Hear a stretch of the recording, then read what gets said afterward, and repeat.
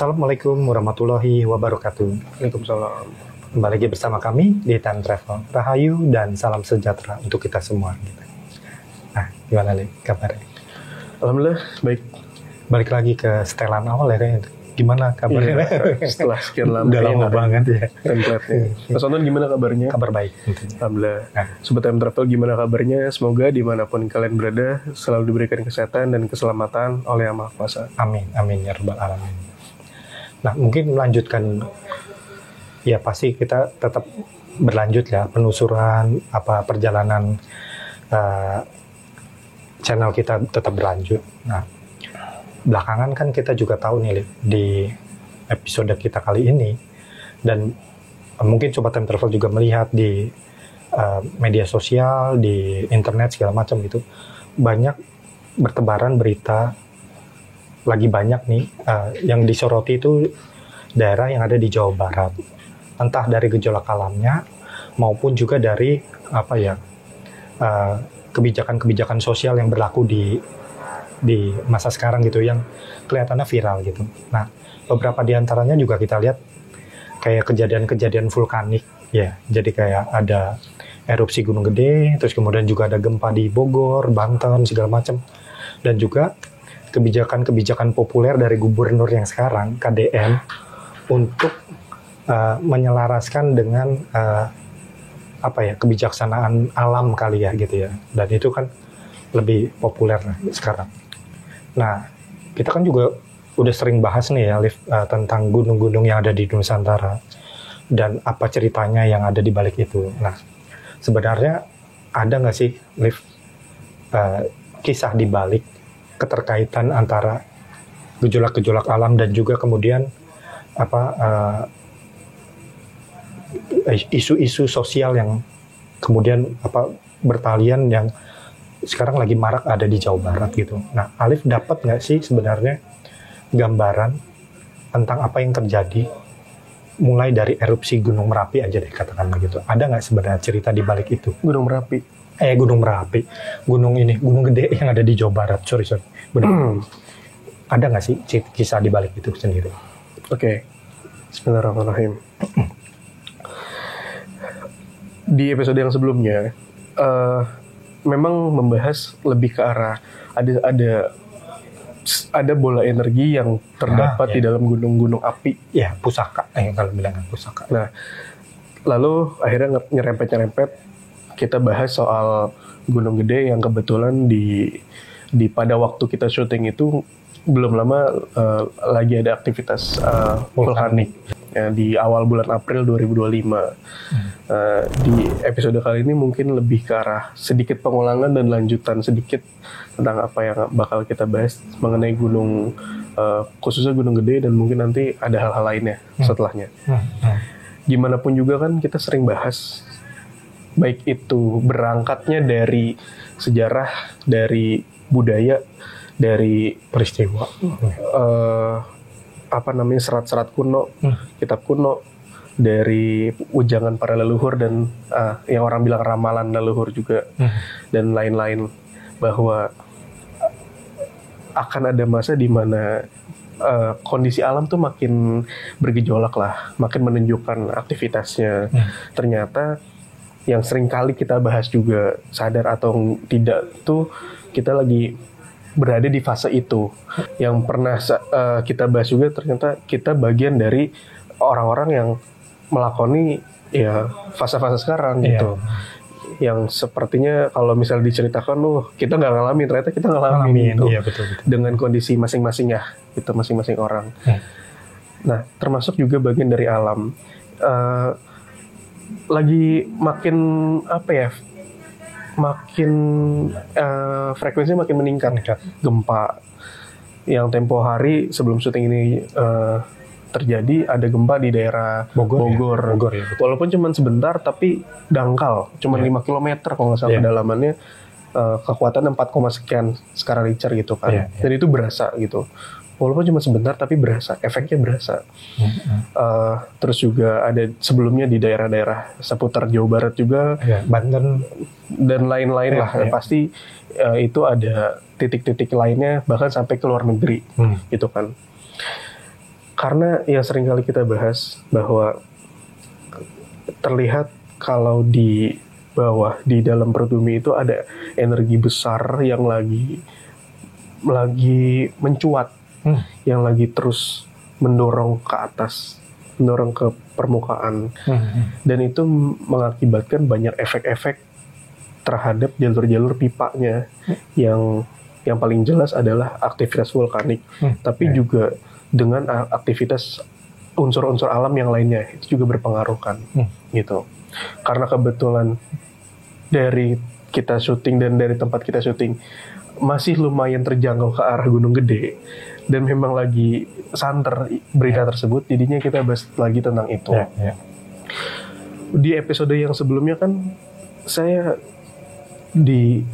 saya cerita kalau ternyata ada satu momen itu kayak diajak, bukan diajak ya, terbawa suasana itu ngeliat kayak ada satu tokoh yang terlihat ada di ketinggian, beliau menggunakan pakaian seperti itu dan lagi diem kayak lagi nunggu sesuatu.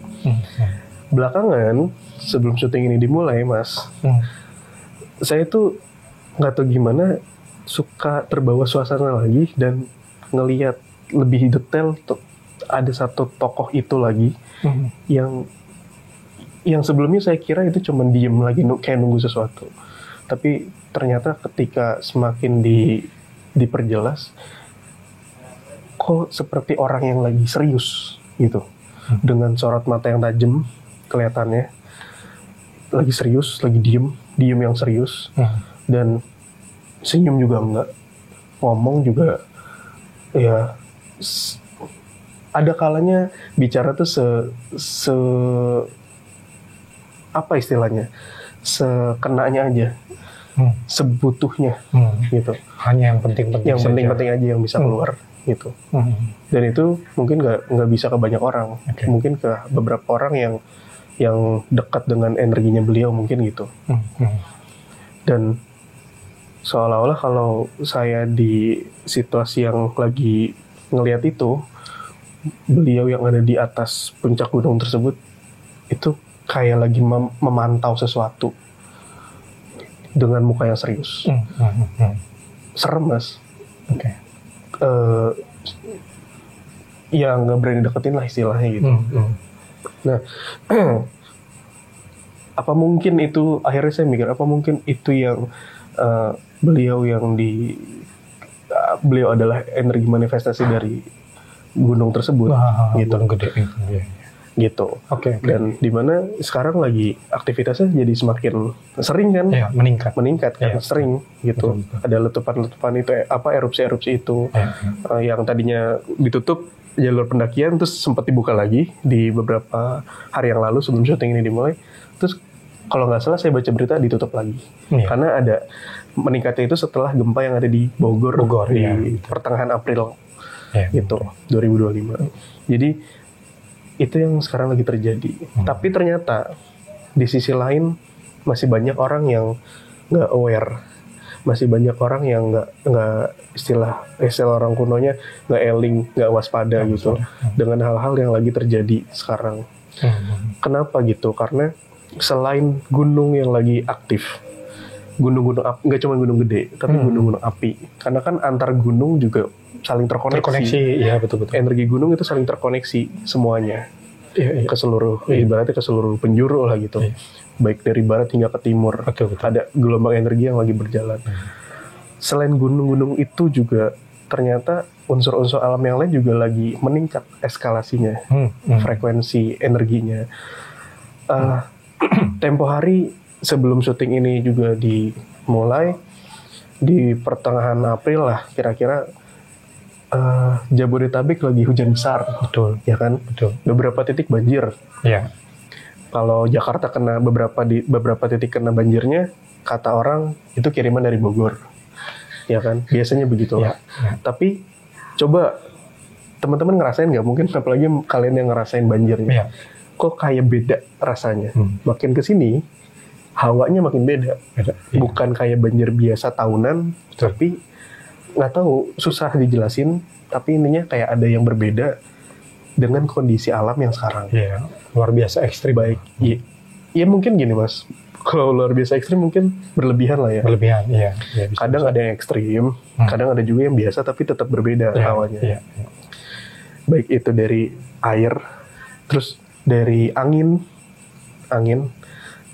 hempasan angin, terus kadang-kadang kalau lagi panas-panas banget bisa kebakaran. Betul. Dan yang tadi gunung-gunung api aktif dan lain sebagainya. Semua hal itu kayak lagi berbarengan muncul nih, itu kan muncul. Nah di samping itu, di samping alam yang lagi bergejolak itu, manusia juga lagi pada bergejolak. Iya. Yang mungkin bahasa saya agak kurang sopan, tapi ya orang-orangnya lagi pada ambis semua nih gitu, banyak yang ambis gitu, banyak yang ambisius, banyak yang cuma mikirin golongannya sendiri atau kepentingan pribadinya sendiri. Atau bahasa yang lebih halusnya serakah gitu. Itu kayak kasar gitu. Enggak ya? Ya, intinya Iya. begitulah. Mungkin bagian dari kita juga ada sisi-sisi betul, itunya, betul. suka kita nggak sadar kan. Nah makanya seringkali para tokoh-tokoh masa lalu itu menubuatkan untuk anak cucu generasi keturunannya ya, supaya selalu ingat dan waspada, ingat kepada Yang Maha Kuasa dan waspada terhadap situasi yang lagi terjadi gitu kan. Itu yang lagi sekarang lagi dialami itu kayak gitu mas ternyata situasinya. Mungkin tadi kan karena Alif emang udah cerita ya, beliau tuh nggak banyak bicara, diam dalam keadaan yang serius gitu kan. Tapi sebenarnya yang bikin penasaran sebenarnya, ada nggak sih sebenarnya emang kaitannya antara yang erupsi dengan kejadian-kejadian gejolak-gejolak alam yang lain, bahkan juga terkait juga dengan gejolak-gejolak sosial. Apakah itu semuanya ada kaitannya? Iya kan gini, sering apa maksudnya gini, pesannya dari beliau itu ada nggak sih tanggapan gitu? Gini, bahwa kadang-kadang nggak perlu pesan dari tokoh leluhur mas untuk melihat hal itu. Kadang hanya butuh pola pikir dan penalaran kita aja sebagai manusia di masa kini. Maksudnya harusnya kalau saya ya anak muda itu saya mencoba untuk berpikir kritis. Kalau kondisi alam lagi kayak gini, terus kondisi politik, kondisi ekonomi, kondisi sosial, kondisi masyarakat lagi juga semrawut. Ini apa yang lagi terjadi sih sebenarnya? Ada apa sih gitu kan? Betul. Ini aneh nih, aneh. Ini zaman apa gitu ibaratnya. Kalau sekarang kayak gini, gimana tahun depan? Gimana 2 tahun, 3 tahun, 4 tahun, 5 tahun dan seterusnya yang akan datang? Belum lagi ada konflik besar yang ada misalnya antara Palestina Israel di Timur Tengah. Belum lagi di Eropa. Belum lagi yang baru-baru ini perang dagang Amerika Cina yang mengguncang. Banyak aspek gitu kan. Kita berasa nggak maksudnya kita kena hempasannya itu, efeknya pasti kena, tapi nggak berasa aja. Belum berasa kali. Nah, kalau saya mikir kritis tuh berpikirnya begitu. Ini ada apa? Dengan segala situasi yang lagi terjadi ini tuh ada apa sih? Dan ke depan bakal kayak apa sih? Jadi kadang-kadang hal-hal kayak gitu nggak butuh kata-kata dari tokoh leluhur. Karena itu cuma dari pola pikir aja. Ya itu balik lagi. Yang pernah saya dengar dari orang tua di masa lalu bahwa ya ini kan alam kan udah banyak dirusak gitu. Alam udah banyak dirusak. Masa mau terus-terusan dirusak gitu. Kebanyakan juga kerusakan alam, eksploitasi alam itu biasanya untuk makan, untuk isi perut aja. Gunung dimakan, habis tuh digali, dihancurin dan lain-lain. Aliran air itu dijadiin tempat hunian atau tempat belanja. Akhirnya jalur air itu jadi nggak ada tuh. Makanya jadi banjir misalnya. Terus macam-macam lah hal kayak gitu. Kalau kata orang tua masa lalu, ya masa mau kayak gini terus. ya semua juga ada haknya. Alam juga bisa marah gitu. Makanya ya nggak gitu-gitu banget lah kalau memanfaatkan alam. Betul. Itu udah berlebihan. Coba deh balik lagi kayak orang-orang di masa lalu lah gitu kira-kira. Iya. Gitu. Sebenarnya kan kalau kita mau bisa belajar dari alam itu sendiri, sebenarnya kan gunung itu kan jadi apa sih ya, yang memberi kehidupan kepada kawasan sekitarnya ya gitu. Nah, kita tuh ternyata nggak banyak belajar dari itu ya, dari alam itu sendiri. Banyak orang kemudian akhirnya mengeksploitasi sehingga apa yang gunung berikan, kehidupan yang gunung berikan kepada orang itu, akhirnya orang sekitarnya jadi harus beli gitu loh, beli kebutuhannya dia sendiri. Padahal manfaatnya, segala manfaat terbaiknya itu dieksploitasi sama orang dari luar untuk diambil keuntungannya, dan nggak jadi istilahnya nggak jadi berkah bagi penduduk di sekitar gunung itu lagi gitu kan. Nah, kita kayaknya kurang banyak belajar soal itu ya gitu. Nah, terakhir gini deh, kan tadi Alif udah cerita ya apa pesan dari leluhur segala macam gitu. Nah, sebenarnya ini mau sampai kapan sih sebenarnya kondisi yang kayak begini berlanjut? Atau jangan-jangan apa yang kita lihat di sekitar kita itu sebenarnya jadi kayak gambaran besar apa yang terjadi di dunia kali ya. Mungkin karena kita kali ini menyorotinya terhadap gejolak alam yang terjadi di sekitar kita, ternyata itu jadi kayak miniaturnya doang gitu ya, dari gambaran besar yang terjadi di tempat yang lainnya, di Nusantara kayak atau mungkin di dunia. Nah, sebenarnya kita mau sampai kapan sih? Nggak tahu. Iya benar sih. Iya. Orang gini, saya aja jadi bagian dari orang-orang yang cerita ini kok. Iya. Bingung juga ke depan. Iya. Ada sisi-sisi bingung lah ya, namanya manusia biasa kan. Yang nggak tahu, ya kita bisa cuman berusaha semaksimal mungkin apa yang kita bisa sekarang, sama ya mohon perlindungan lah, mohon keberuntungan dan perlindungan untuk diri sendiri sama orang sekitar, keluarga dan sebagainya lah gitu. Gitu. Terus ada sebenarnya gini, ada satu cerita dari saya pribadi sebenarnya. Jadi satu malam belum lama inilah sebelum syuting ini dimulai, itu saya lagi tidur, tiba-tiba kayak mimpi tapi setengah sadar setengah mimpi lah gitu kira-kira. Saya lagi berdiri di atas gunung, nggak tahu gunung apa, dan di depan saya itu ada kepulan abu vulkanik yang tebel banget, itu menghempas gitu ke badan, tapi nggak panas. Saking besar hempasan abu vulkaniknya itu, ya udah saya sampai kelempar gitulah. Terus posisi tidurnya tadinya ke kiri jadi ke kanan. Terus bangun itu sekitar jam 2 atau setengah 3 pagi gitu kan. Nah, terus di pagi hari atau siang harinya saya lupa, saya baca berita ternyata ada gempa, ada informasi gempa dari arah Bogor gitu. Ya entah itu kebetulan mimpi doang atau gimana, tapi ya mungkin itu bagian dari sedikit kewaspadaan diri sendiri kali ya, supaya oh ternyata lagi ya begitu kondisi alam gitu. Diingatkan kembali. Ya mungkin gitu. Saya nganggapnya gitulah. Emang sebenarnya kayak agak sulit ya buat kita ya gitu untuk merasakan bahasanya gini apa, bahwa kita sadar kita ada hidup di masa yang kayak gimana gitu kan, karena memang kalau kita dikasih pengalaman langsung mungkin jadi muncul kesadaran itu, tapi kalau nggak bertemu dengan pengalaman aslinya mungkin akan terlena begitu aja. Nah, mungkin ini episode kita kali ini juga jadi kayak pengingat lagi ya tentang apa yang terjadi di sekitar kita. Mas Anton nggak ada cerita? Atau dari kerabat atau dari saudara? Terakhir sih kerabat sempat cerita kalau misalnya dia tiba-tiba terbangun, dia bilang ini, dia dengar suara air yang besar. Tapi kan ini kan jadi kayak masuk gini, emang ada kaitannya nih dengan apa yang Alif mimpikan dengan yang kayak gini gitu. Karena ini kan kayak dua hal yang berbeda ya gitu. Tapi makanya dari tadi awal aku tanya, ini ada nggak sih kaitannya antara gejolak alam yang satu dengan yang lainnya?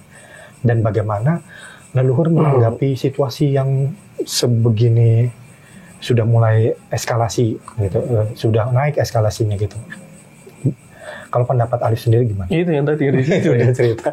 Iya benar, udah cerita ya. Selebihnya tinggal Pengingat. dicerna aja lah Iya semuanya. betul, pengingat. Dan kalau kita nggak dikasih pengalaman langsung, jadi kayak nggak punya kesadaran yang mendalam tentang hal ini.